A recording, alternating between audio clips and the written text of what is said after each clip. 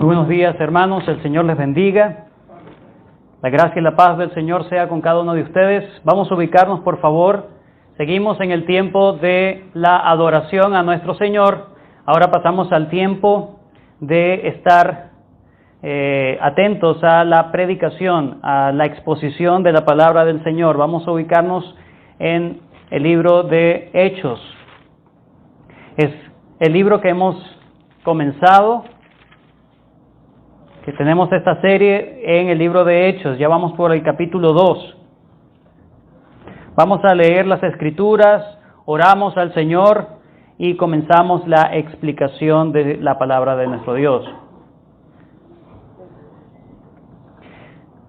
Capítulo 2, vamos a leer los versículos 14 al 21. 14 al 21.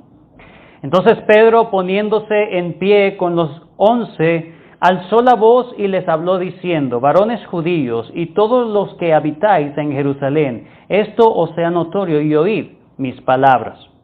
Porque estos no están ebrios como vosotros suponéis, puesto que es la hora tercera del día. Mas esto es lo dicho por el profeta Joel.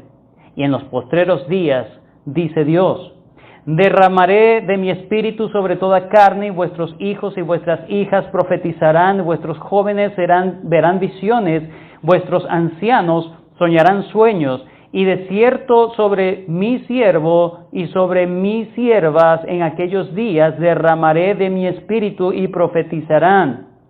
Y daré prodigios arriba en el cielo y señales abajo en la tierra, sangre y fuego y vapor de humo. El sol se convertirá en tinieblas y la luna en sangre antes que venga el día del Señor, grande y manifiesto, y todo aquel que invocar el nombre del Señor será salvo. Bendito Padre Celestial, venimos delante de tu presencia en esta mañana para pedir tu bendición, tu asistencia por medio de tu Espíritu Santo, para dar oídos prestos, atentos, corazones dispuestos a recibir tu palabra a todos los oyentes, Señor.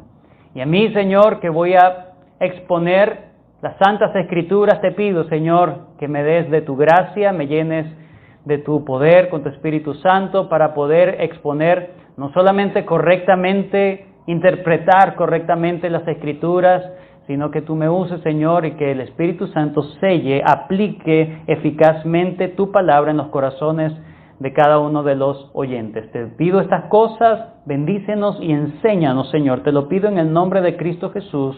Amén. La fe en Dios es una muleta para los incapaces, quienes necesitan soportarse en algo para poder vivir. Pero dicha fantasiosa ayuda no la necesitamos los mentalmente fuertes. Esta es una frase que resume el pensamiento que tiene el ser humano hoy en día. Es un pensamiento que hemos heredado de nuestros primeros padres, Adán y Eva, en el momento en que ellos codiciaron el fruto prohibido, el fruto del árbol de la ciencia del bien y del mal. Ellos quisieron ser autónomos e independientes de Dios. Esto es lo que nosotros llamamos la autosuficiencia del hombre. Es lo que marca nuestra condición de manera natural, aquellos que venimos de Adán. Frases comunes en esta época: no hay nada que no puedas hacer si te lo propones. El mundo está en tus manos. Nada ni nadie detendrá mi andar. Este tipo de pensamientos apelan al ego, a la soberbia y al orgullo humano. Lamentablemente, este tipo de expresiones no están muy lejos de las iglesias actuales. La autosuficiencia se ha filtrado en la mentalidad de muchos cristianos en el día de hoy. Frases que simplemente tienen un ropaje de piedad, pero realmente apelan al orgullo humano. Descubre el campeón que hay en ti. El deseo de Dios es que sobresalgamos. ¿Te gusta, verdad? Hay un ganador en ti. Fuiste creado para ser exitoso. ¿Cuántos dicen amén? Para conseguir tus metas, para dejar tu marca en esta generación, tú tienes la grandeza en ti. La clave es sacarlo. ¿Cuántos dicen amén? Uy, me asusté. Así se predica hoy en día en otras iglesias. Eso no es cristianismo. Eso no es evangelio. Un predicador muy famoso, argentino, dijo lo siguiente. Predica ahorita en Estados Unidos. No voy a decir el nombre, pero es muy cómico el hombre. Él dice lo siguiente. Hay cosas por las que no hay que orar. Hay cosas por las que no debemos orar. Hay que orar por aquellas cosas únicamente donde la mano sobrenatural de Dios debe intervenir. Todo lo que nosotros naturalmente podemos hacer, provocar también, es vagancia querer orar. Así se predican en las iglesias hoy en día. Tú tienes el poder en ti, eres autosuficiente. Contrario al pensamiento falaz, blasfemo de nuestros días, no solamente del mundo, sino de las iglesias apóstatas, el cristiano realmente se siente un ser necesitado de Dios. Es un ser que sabe que es un incapaz de hacer todo lo correcto y apropiado de lo que Dios le manda hacer. Es alguien que no confía en sí mismo.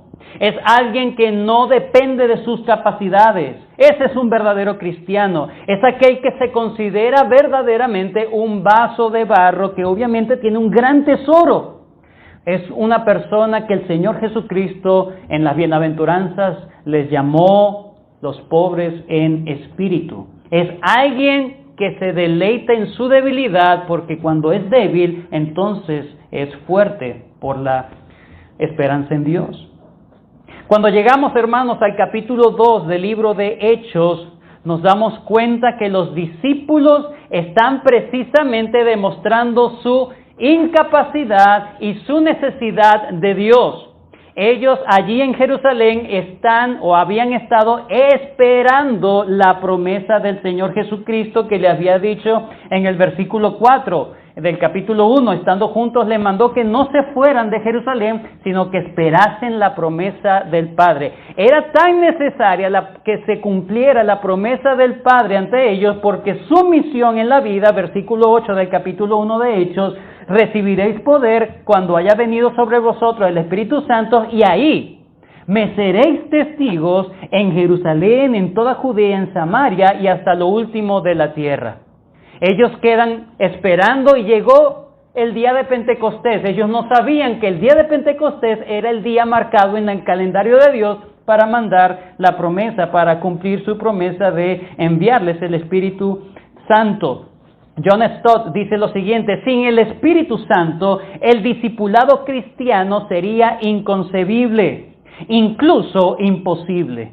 No puede haber vida sin aquello que ofrece vida, sin entendimiento alguno, sin el Espíritu de la verdad. Tampoco puede haber comunión sin la unidad del Espíritu, ni carácter semejante a Cristo sin el fruto que proporciona a Él, como tampoco testimonio efectivo sin su poder. Así como un cuerpo sin aliento es un cadáver, la iglesia sin el Espíritu está muerta. En capítulo 2, precisamente, Lucas quiere que nosotros como lectores, en este caso el primer lector Teófilo, pero nosotros también, ahora en el siglo XXI, Lucas quiere que nosotros no dependamos de nuestras fuerzas para vivir nuestra vida para la gloria de Dios. No seas un autosuficiente. Él quiere que nosotros seamos humildes y dependamos de la fuerza que Dios da. Y eso lo va a ilustrar, ese tema lo va a ilustrar precisamente narrándonos qué ocurrió el día de Pentecostés, qué ocurrió ese día.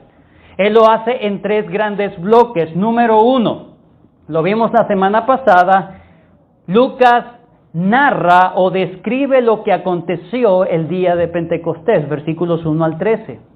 En segundo lugar, los versículos 14 al 40, Lucas narra la explicación de lo que ocurrió el día de Pentecostés.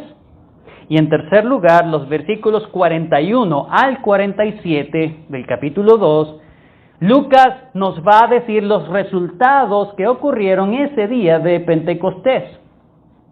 La semana pasada nosotros aprendimos acerca del primer punto, la descripción que dio Lucas en el día de Pentecostés. Eso era de los versículos 1 al 13.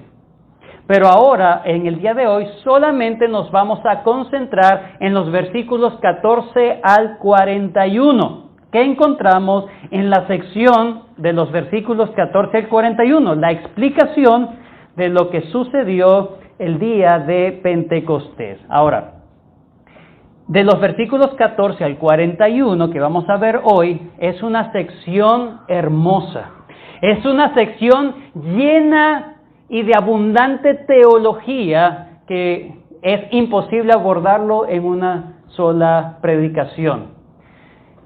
Si he durado 1 hora, en esto me llevaría más. Entonces no los voy a cansar. No quiero que se me duermen, se me arrullen allí, ¿verdad? Entonces, hoy solamente nos vamos a concentrar en el primer punto.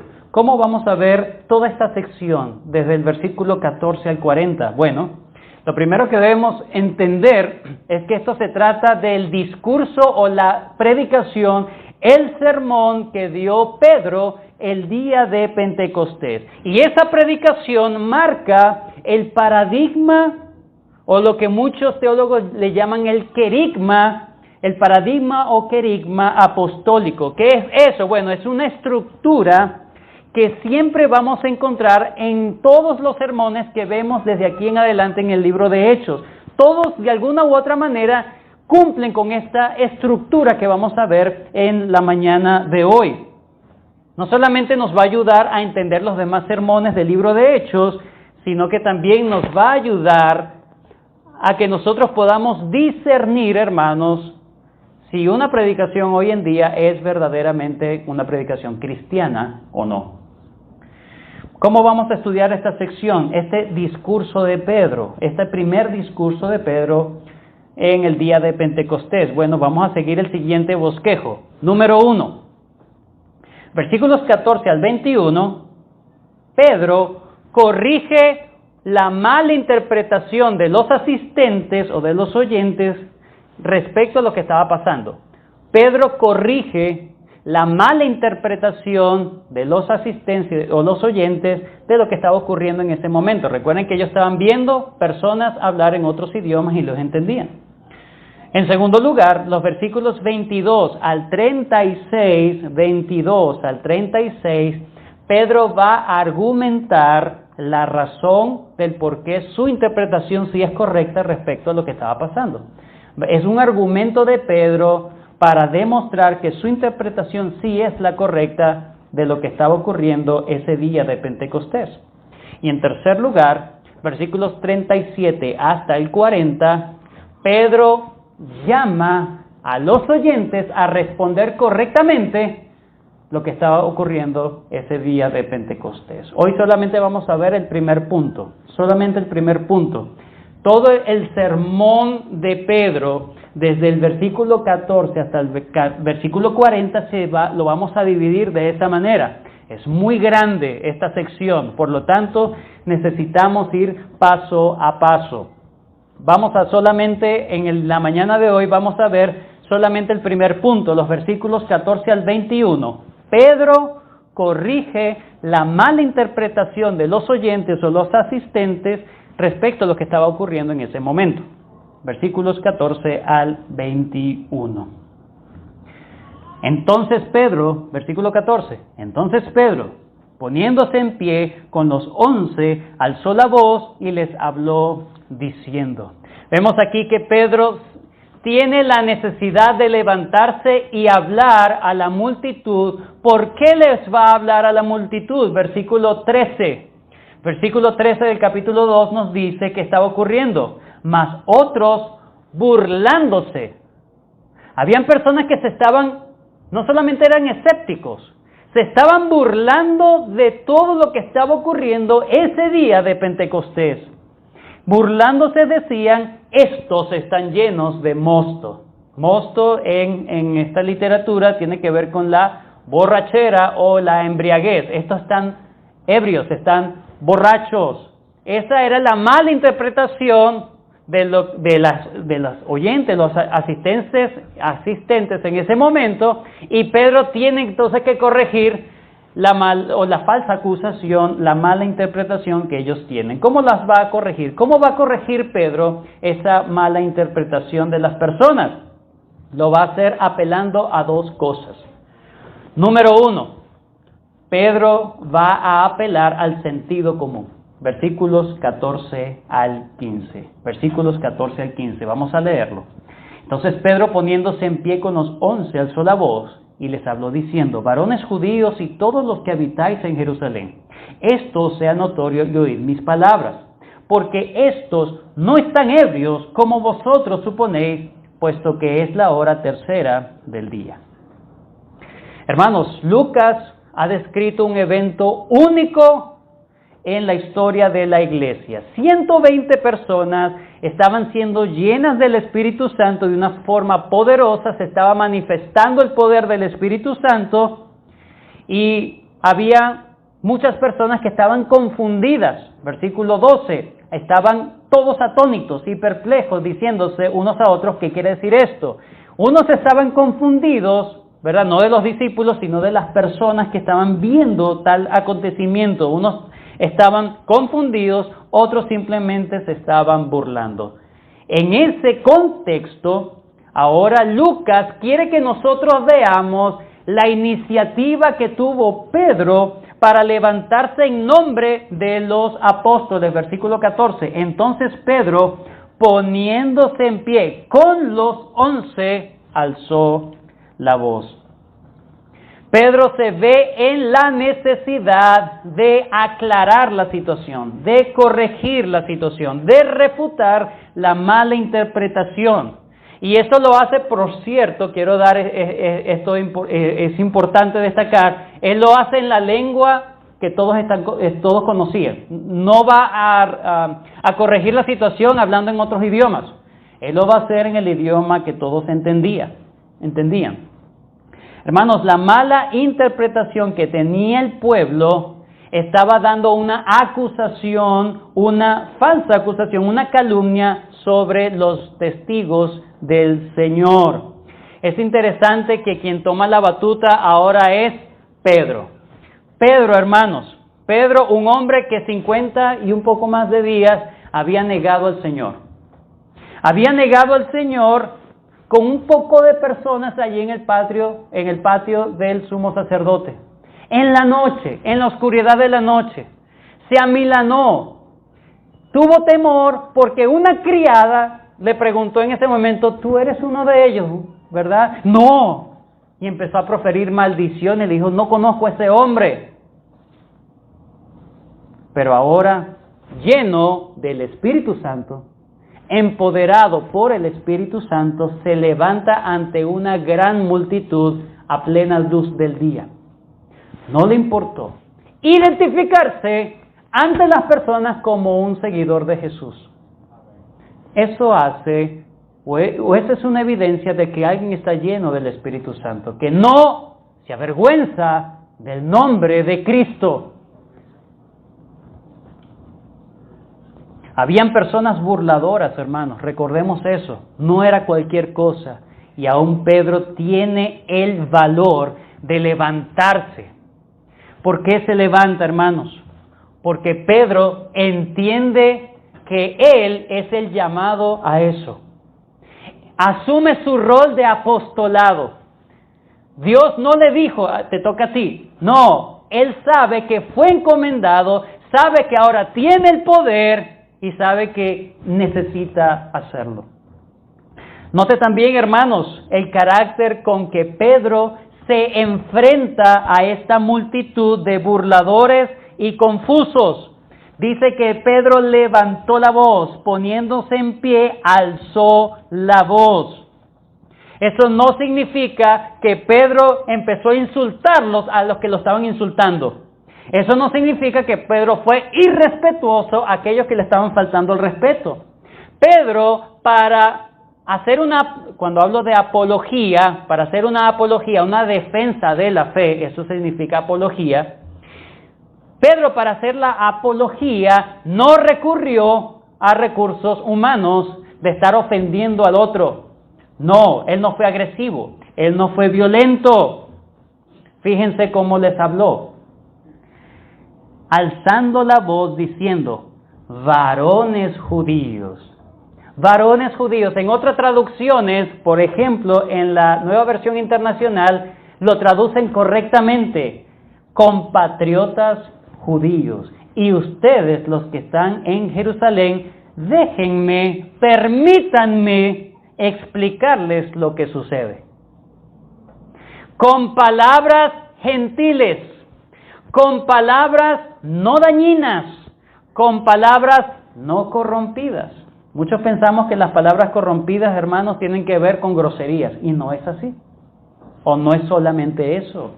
Las palabras corrompidas son las palabras que están llenas de veneno, que están llenas de comentarios mordaces, comentarios suspicaces, comentarios que buscan dañar la integridad de otro. Pero vemos que Pedro, lleno del Espíritu Santo, se dirige a una multitud de una forma diferente a como la multitud lo estaba viendo. Hermanos, Pedro no tenía instrumentos electrónicos para amplificar su voz como lo tenemos nosotros. ¿Por qué tenía que alzar la voz? Ahí alzó la voz, mira cómo alzó la voz. ¿Por qué cree usted? Hermanos, era el día de Pentecostés, por favor, seamos lógicos. El cristianismo también usa la lógica. Debemos suponer entonces que Pedro buscó un lugar alto, súper estratégico, por eso dice se levantó. No significa que estaba en el suelo, estaba dormido. Si se levantó significa que buscó un lugar sobresaliente para que su voz pudiera expandirse a la mayor cantidad de personas posible. Lo más probable es que la intención de alzar la voz no fue para combatir, ¿verdad? No fue para insultar, sino que fue para llamar la atención de una manera correcta y sana. Albert Barnes dice lo siguiente: su discurso fue respetuoso, pero firme. Procedió con calma a mostrarles su error. Cuando los enemigos de la religión ridiculizan el Evangelio o nos ridiculizan a nosotros, debemos contestarles de modo amable y respetuoso, pero firme.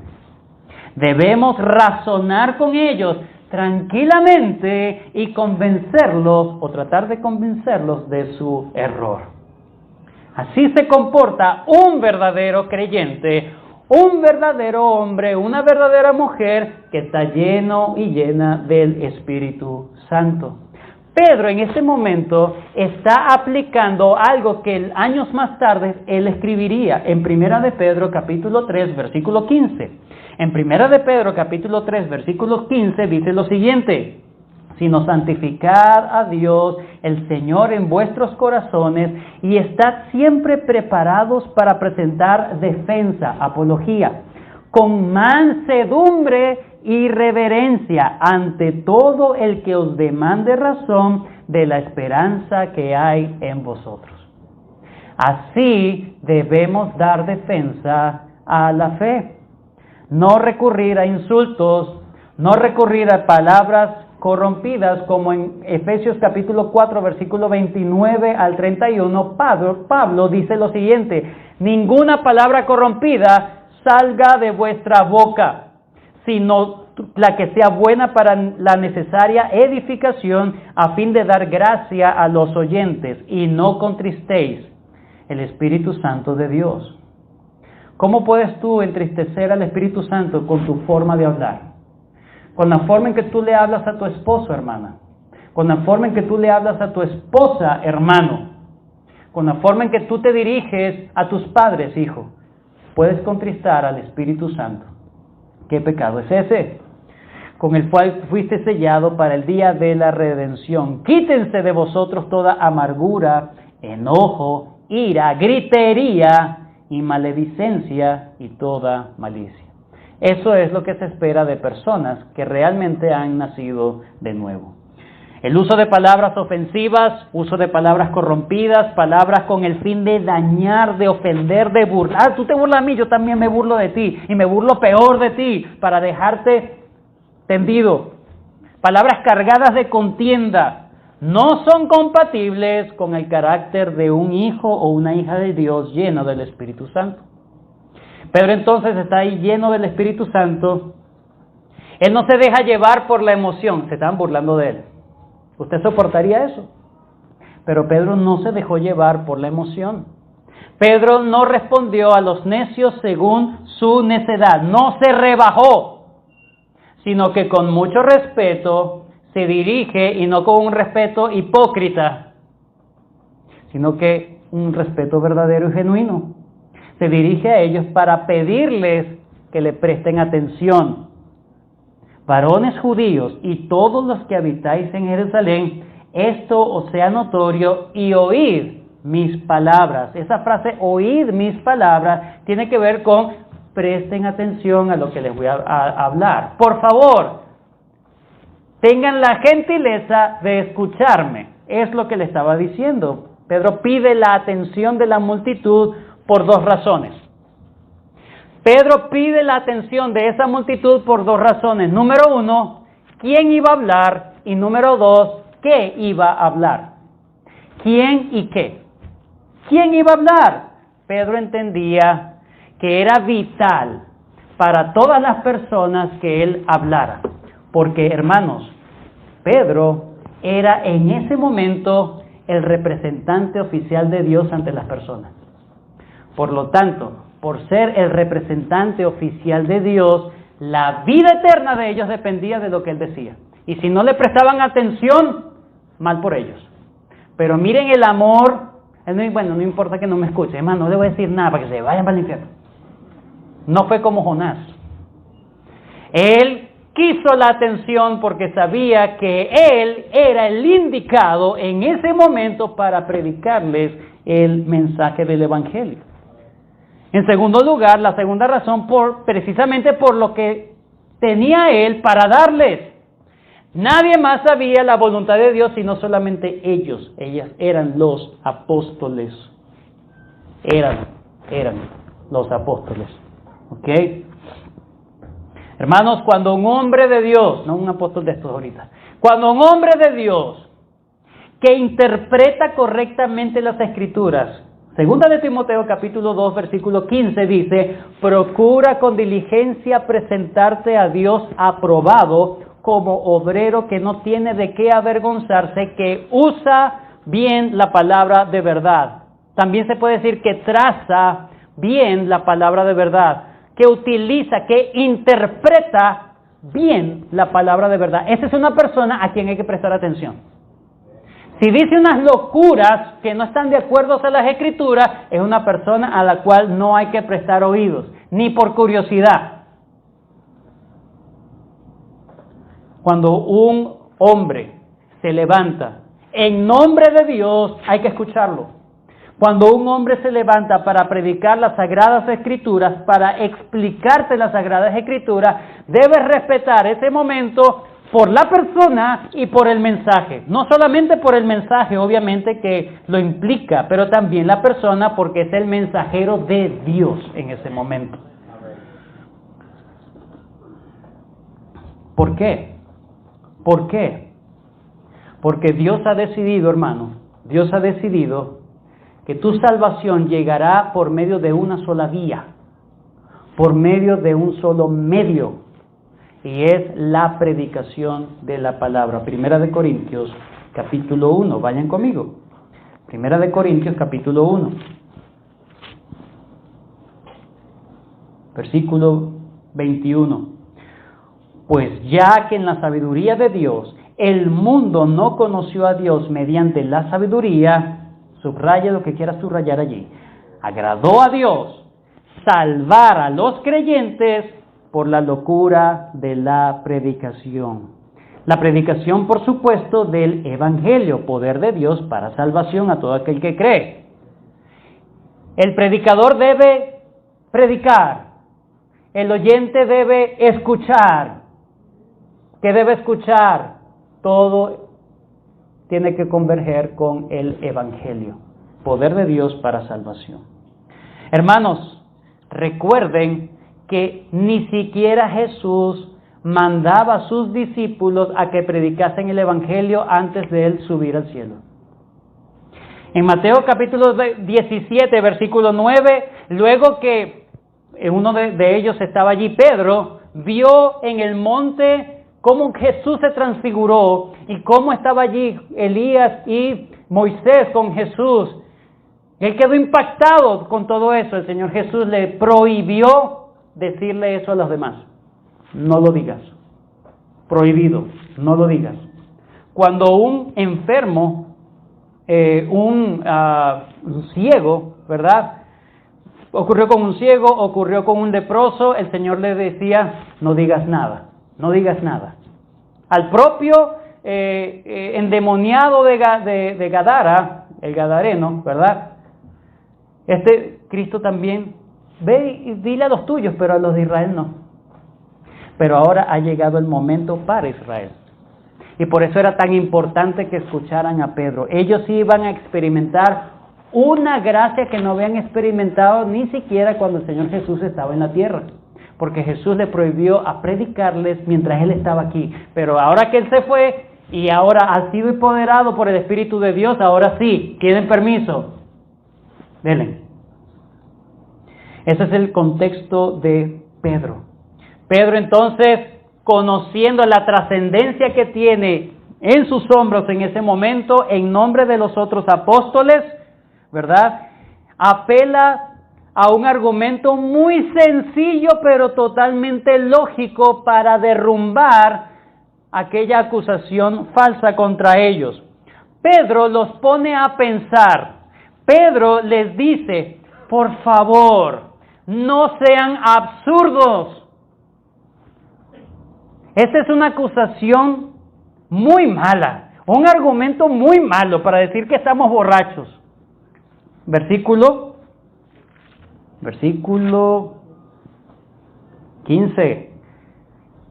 Porque estos no están ebrios. Número 1, ¿por qué? Pues vosotros, como vosotros suponéis, puesto que es la hora tercera del día. La hora tercera del día, según la época del año, recuerden que en Israel también se ven las estaciones. Hay días más cortos, ¿verdad? Noches más largas de repente, ¿verdad? Sin embargo, cuando se habla de la hora tercera del día, estamos hablando entre las 8 y 9 de la mañana, depende de la estación del año. Aparentemente, en este momento se está hablando de las 8 de la mañana por el día de Pentecostés. Pero independientemente, estamos hablando de muy temprano en la mañana. Ni los más borrachos estaban ebrios a esa hora. John MacArthur dice, ni siquiera los alcohólicos estaban embriagados a esa temprana hora del día. Eso era especialmente cierto en un día de fiesta como Pentecostés. Tan universal era esa realidad que la apelación de Pedro bastó para rechazar la acusación de ebriedad. Sencillo, práctico. ¿Por qué? Porque tenía la sabiduría que le estaba dando el Espíritu Santo, hermanos. No recurrió a otra cosa, sino que se dejó usar por el Espíritu Santo. Aquí el punto a destacar entonces es que no tuvo necesidad de contender, de decirle ustedes están locos, ustedes no saben nada, son unos ignorantes. No. Él no cayó en el mismo terreno de los burladores. Él acudió a la lógica, al sentido común, y eso desarmó inmediatamente a sus detractores. Es como si Pedro les estuviese diciendo, por favor, busquen otro argumento mejor elaborado, ¿sí? Si quieren decir o interpretar esta situación que están viendo ahora mismo. Hermanos, en pocas palabras, el Espíritu Santo, llenando a Pedro, lo estaba llevando a parecerse a su maestro. Juan capítulo 1 versículo 14 dice, y aquel verbo, hablando de Jesús, fue hecho carne y habitó entre nosotros y vimos su gloria, gloria como del unigénito del Padre, lleno de gracia y de verdad.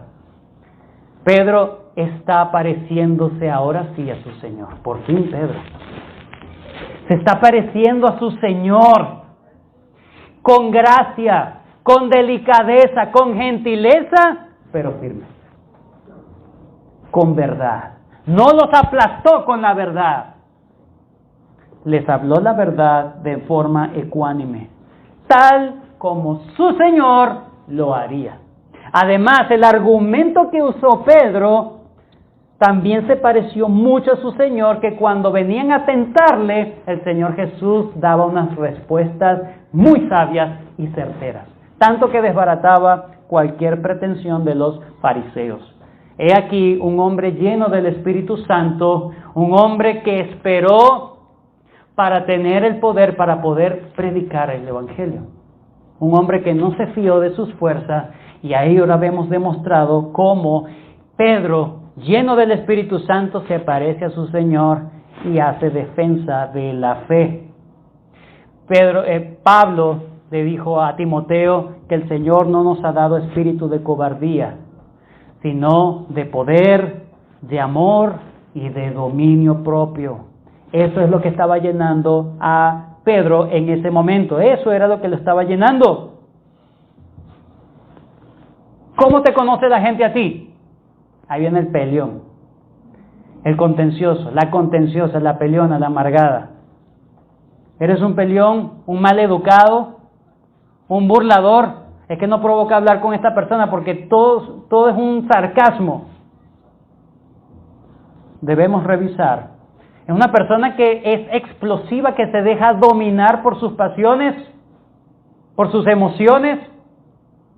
¿O es una persona ecuánime, que cuando tú hablas provoca escucharlo, porque es una persona que tiene sabiduría, que tiene inteligencia, una inteligencia de Dios? Vamos con la última parte de este primer punto.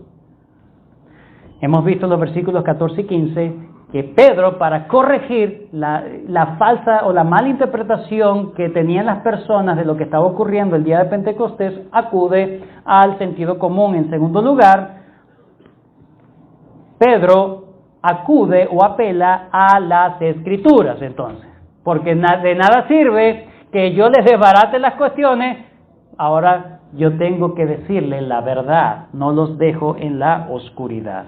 Versículos 16 al 21 dice, mas esto es lo dicho por el profeta Joel. Pedro, lleno del Espíritu Santo, pulverizó inmediatamente esa difamación con un argumento lógico, los desbastó en su argumento. Contra el conocimiento de Cristo no hay argumento que quede arriba o en pie, pero necesitamos la sabiduría de nuestro Señor. Ahora Pedro, lleno del Espíritu Santo, quiere que la multitud, ahora que tiene su atención y que ve que, ¿verdad? Oye, pero este hombre está hablando con sabiduría. Un pescador, no era común. Ahora lo van a ver de manera diferente. Ahora que tengo su atención, entonces déjenme llevarlos para que ustedes interpreten correctamente esta situación. Pedro los lleva a la Escritura y específicamente cita Joel, el libro de Joel, un profeta del Antiguo Testamento, capítulo 2, versículos 28 al 32. En un rato vamos para allá, pero aquellos que quieran inmediatamente buscarlo, porque vamos a estar haciendo viendo constantemente Joel capítulo 2, vayan aprovechando este tiempo mientras yo sigo hablando, ¿verdad? Dice,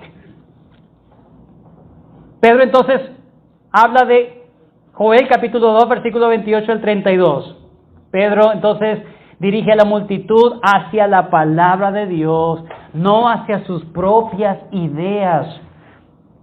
Porque es la palabra de Dios la que tiene autoridad, no porque él simplemente es apóstol, es porque es la palabra de Dios y él tiene que basar su argumento en la palabra de Dios. Pedro está supeditado a la palabra de Dios, ese es un verdadero apóstol. Pedro está experimentando la gran promesa del Señor en ese momento, hermanos. Por cierto, en Lucas 12:2, cuando el Señor le dijo, porque el Espíritu os enseñará en la misma hora lo que debéis decir. Pedro estaba siendo lleno del Espíritu Santo y estaba pensando en la Biblia. Estaba pensando en las Escrituras, porque el Espíritu Santo, cuando llena a una persona, lo hace pensar en las Escrituras, reflexionar en ellos. Entonces, ¿por qué los lleva al libro de Joel? Bueno, cuando nosotros vamos al libro de Joel en el Antiguo Testamento, Joel está en la sección de los profetas menores no por menor rango de importancia, sino porque su escrito es menos que, por ejemplo, el de Isaías y el de Isaías y Ezequiel y Daniel y ellos, ¿sí? Entonces, el libro de Joel, vayan conmigo por favor al libro de Joel.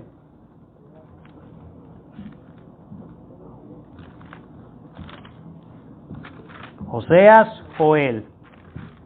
Ok. Muy bien. El libro de Joel, hermanos, es necesario que nosotros entendamos lo que entendió esas personas en ese momento, porque ellos sí conocían lo que decía Joel, nosotros no, ¿verdad? Es necesario que conozcamos qué quiere decir y por qué impactó tanto la vida de estos oyentes. El primer capítulo de Joel hace una referencia a un evento sumamente impactante que ocurrió en aquellos momentos o en aquellos tiempos en la vida del pueblo, en la vida agrícola del pueblo. Hubo una plaga de langosta, una plaga tan fuerte, una plaga que devastó y asoló los campos y los sembradíos de Jerusalén y de Israel en todo aquel año. Había una gran hambruna, producto de esa gran plaga que ellos experimentaron, que ellos vieron. Esa plaga de langostas destrozó todo el cultivo. Fue una catástrofe nacional esa plaga. Por cierto, una plaga de langostas también ocurrió cuando ellos salieron de Egipto, o una de las tantas plagas, la devastación por langosta. Ahora no era una plaga enviada en juicio para los egipcios, ahora en juicio para ellos mismos. Ellos sabían que estaban mal delante de Dios. Joel entonces lo que hace es relacionar ese evento catastrófico que ocurrió con las langostas para decirles, asimismo les va a llegar el día del juicio, el día del Señor, si ustedes no se arrepienten. Esas plagas de langostas simplemente fueron un presagio, simplemente fue una sombra, solamente fue una imagen de lo que va a ocurrir en ustedes si llega el día del Señor que está por venir. Versículo número 2 del capítulo 1 de Joel. Estoy en Joel, capítulo 2, versículo 1. Perdón, capítulo 1, versículo 2. Oíd esto, ancianos, y escuchad todos los moradores de la tierra. ¿Ha acontecido esto en vuestros días o en los días de vuestros padres? De esto contaréis a vuestros hijos y vuestros hijos a sus hijos y sus hijos a la otra generación. Lo que quedó de la oruga comió el saltón, y lo que quedó del saltón comió el revoltón. Y estas no son cosas raras, estos son animales, ¿sí? Y la langosta comió lo que el revoltón había quedado, lo que del revoltón había quedado. Despertad, borrachos, y llorad. Por cierto, creo que eso lo relaciona, no estamos borrachos. Despertad, borrachos, y llorad, gemid todos los que bebéis vino a causa del mosto, porque os es quitado de vuestra boca. Porque pueblo fuerte e innumerable subió a mi tierra, sus dientes son dientes de león, y sus muelas, muelas de león. Asoló mi vid, y descortezó mi higuera, del todo las desnudó, y derribó sus ramas, quedaron blancas. Llora tú como joven vestida de cilicio por el marido de su juventud. Desapareció de la casa de Jehová la ofrenda y la libación. Los sacerdotes ministros de Jehová están de duelo. El campo está asolado. Se enlutó la tierra porque el trigo fue destruido. Se secó el mosto. Se perdió el aceite. Fíjense cómo Joel agarra esa imagen que ellos habían pasado, esa gran devastación de las langostas, ¿verdad? Y ahora les dice, va a llegar un ejército. Va a venir un ejército. El punto central de Joel, es decirles que así como llegó esa plaga, va a llegar un ejército extranjero si ellos no se arrepienten. Capítulo 2 de Joel, versículo 1. Tocad trompeta en Sión y dad alarma en mi santo monte. Tiemblen todos los moradores de la tierra, porque viene el día de Jehová, porque está cercano. ¿Cómo será el día de Jehová? Según el concepto de Joel, del día de Jehová, o el día del Señor.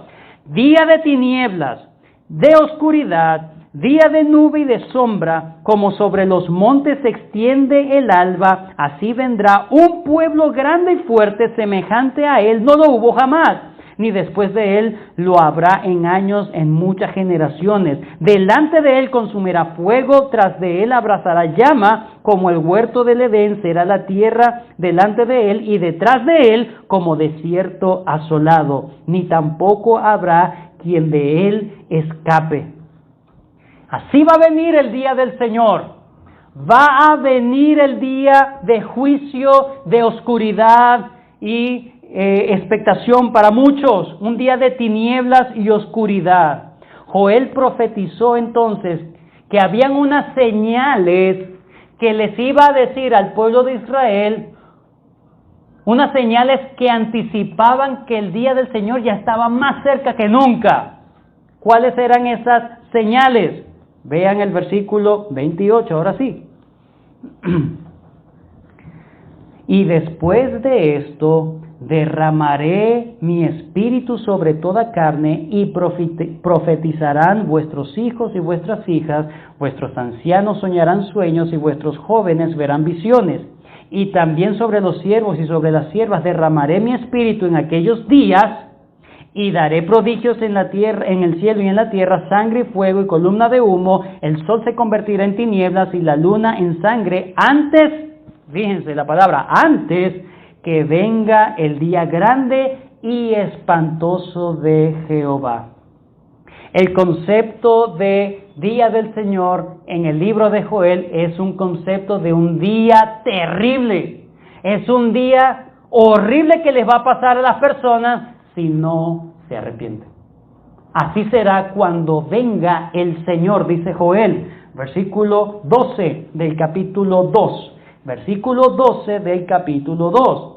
Por eso pues ahora dice Jehová, convertíos a mí con todo vuestro corazón, con ayuno y lloro y lamento. Rasgad vuestro corazón y no vuestros vestidos, y convertíos a Jehová vuestro Dios, porque misericordioso es y clemente, tardo para la ira y grande en misericordia, y que se duele del castigo. El llamado de Joel es, antes que venga el día del Señor, van a haber unas señales. Pero en esas señales, recuerden, el Señor los está llamando al arrepentimiento. Pedro entonces agarra este texto del 28 al 32 para decirles en ese momento a los que estaban allí en Pentecostés, han llegado los días postreros, han llegado los días anticipados al día del Señor. Pedro no le está diciendo, esto significa que llegó el día del Señor. No, le está diciendo, estos son los días que había profetizado Joel antes, justo antes de que venga el día del Señor. Arrepiéntanse. Eso es lo que estaba impactando la mente de ellos. ¿Cuál era la profecía? Precisamente el derramamiento del Espíritu Santo sobre toda carne. Ahora, no es sobre todo el mundo de forma independiente, no, sobre toda carne. ¿Quiénes son esas carnes? Bueno, Versículo 28, estoy en Joel todavía, versículo 28 del capítulo 2. Y después de esto derramaré mi espíritu sobre toda carne y profetizarán vuestros hijos, vuestras hijas, ancianos soñarán sueños y vuestros jóvenes. Está hablando de que se iba a derramar el Espíritu Santo sobre toda persona sin distinción de edad. Sin distinción tampoco de género. Hijos, hijas, ancianos, jóvenes, género, edad, ni siquiera estatus social, porque habla de los siervos. Pueden ser los siervos de una casa o simplemente los que están sirviendo en el templo. Los siervos, mis siervos, dice el Señor. Yo los derramaré sobre todo mi pueblo. Es lo que está diciendo el profeta Joel. Pedro entonces, lleno del Espíritu Santo, le dice a su audiencia que esto no es nada más, nada menos que la llegada por fin de los días postreros. ¿Por qué se le llamaba días postreros? Eso es importante entenderlo. Hermanos, en la mente de los judíos existía en sus mentes que iba a haber un tiempo, ¿verdad?, que iba a transcurrir justo antes de la llegada del periodo del juicio de Dios. O sea, el tiempo de la llegada del día del Señor. Ese periodo que iba a transcurrir, ellos lo llamaban los días postreros. ¿Ok? El periodo de tiempo entre la llegada del Espíritu Santo y la manifestación del día del Señor. Ahora, ellos no sabían cuánto iba a durar ese tiempo postrero. Lo que sí sabían es que iba a ser un periodo de tiempo entre el derramamiento del Espíritu Santo sobre todas personas, cosa que no ocurría en el Antiguo Testamento, y además le estaba diciendo que ese periodo de tiempo significa que el Mesías ya había llegado. Ahorita vamos a ir. El problema que tenían los judíos del primer siglo es que asumían que las profecías de estos eventos escatológicos, de los eventos finales, iban a ocurrir de forma simultánea. Es como que yo veo una ladera, unas colinas, ¿verdad? Una serie de montañas, y yo puedo ver desde un punto que todas están aparentemente juntas. Pero mientras me voy acercando, me voy dando cuenta que es un asunto de perspectiva. Ellas unas se van alejando de otras. Luego me doy cuenta que hay valles entre las montañas. Asimismo es el Antiguo Testamento. Aunque ellos profetizaron un tiempo, no dieron específicamente cuántos días, cuántos años, cuántos meses, cuántos siglos iban a durar entre un tiempo y otro. El problema no estaba en los escritos de los profetas, el problema estaba en la interpretación de los intérpretes. Pedro sí está interpretando correctamente. ¿Por qué? Pero Pedro, vamos una vez más a Hechos 2, ya estamos terminando. Hechos 2.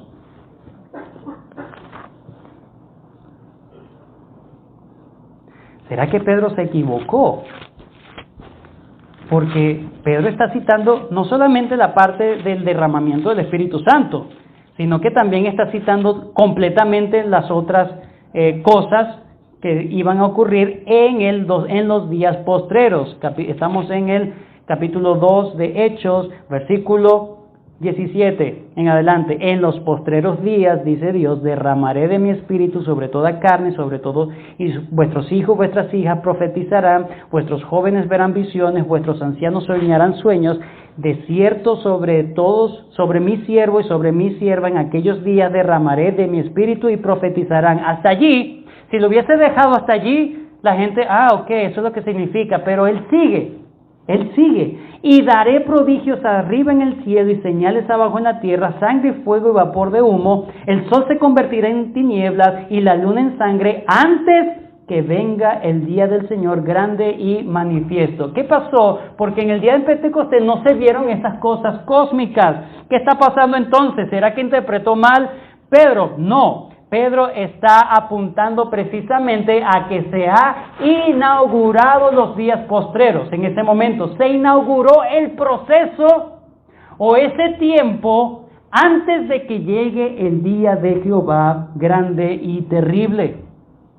Pedro, de hecho, no se preocupa en decirle, lo que pasa es que esta es una primera etapa.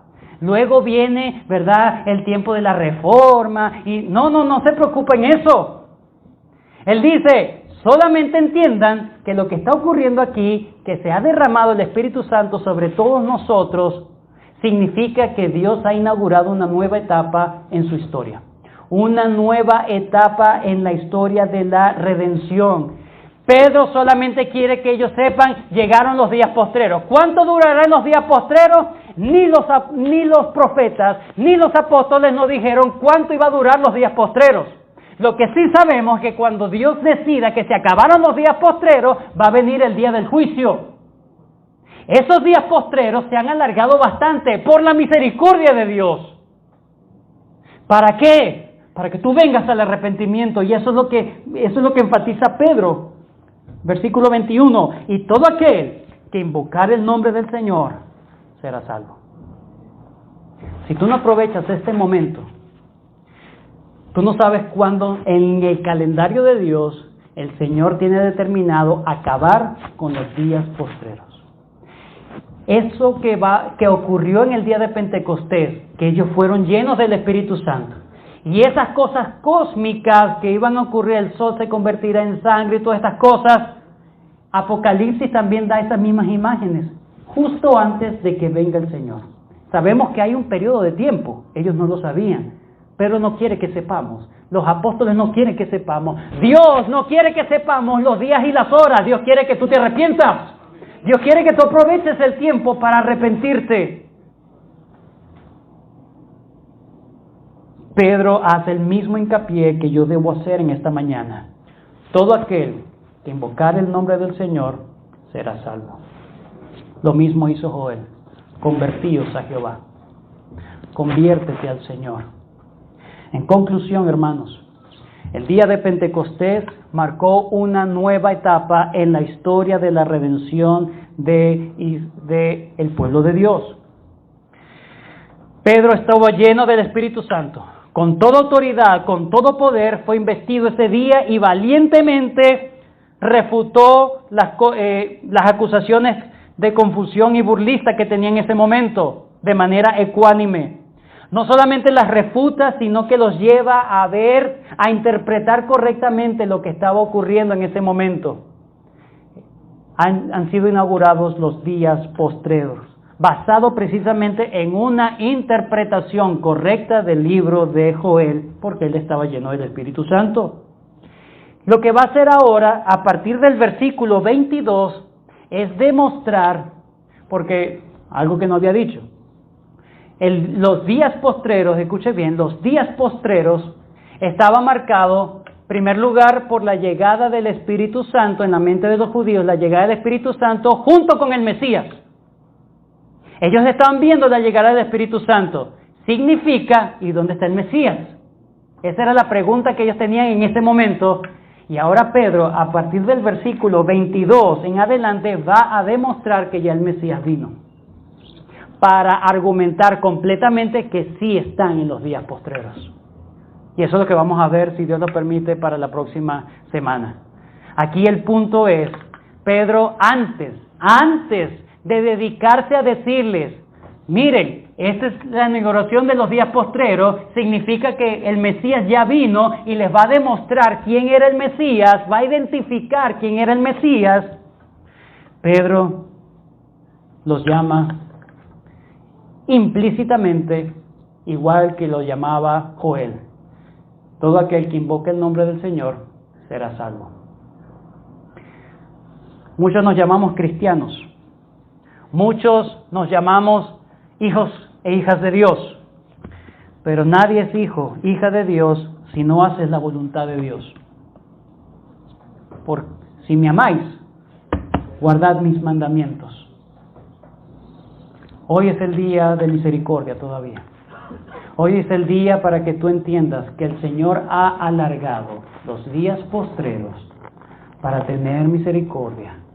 Pero si tú no aprovechas ese tiempo, si sigues duro, si sigues dura de corazón, de ver las cosas del cristianismo como algo bueno, un mal necesario en la sociedad, déjame decirte que así como le sorprendió el día de Pentecostés a los propios discípulos que estaban preparados, también te va a sorprender a ti cuando llegue el día del Señor. Tú no sabes el día ni la hora. Dios no quiere que lo sepas. para que no seas vivo. Dios quiere que tú entregues tu vida a Él. Y si tú eres cristiano, si tú eres cristiana, que no vivas una vida hipócrita, que no vivas una vida de apariencia, que tú realmente seas una persona que se convierta y que viva convertida al Señor, que viva en arrepentimiento real, que viva en obediencia real, que no dependa de sus propias fuerzas, sino que toda la gloria se lo lleve el Señor en esa vida. El Señor nos ayude, el Señor selle su palabra en nuestros corazones.